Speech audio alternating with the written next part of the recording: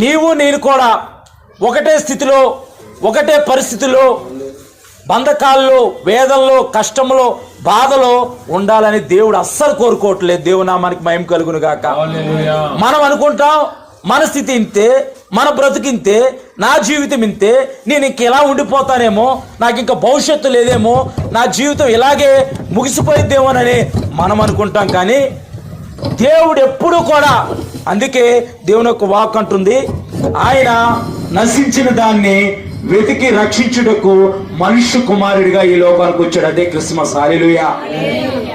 ఆయన నశించిన దాన్ని, బాధపడుతున్న నిన్ను, పాపంలో ఉన్న నిన్ను, వేదనలో ఉన్న నిన్ను, కష్టంలో ఉన్న నిన్ను, ఇరుకులతో, ఇబ్బందులతో కుసించి నలిగిపోతున్న నిన్ను, నీ జీవితాన్ని కట్టడానికే ఆయన మనుష్య కుమారుడిగా ఈ లోకానికి వచ్చాడు.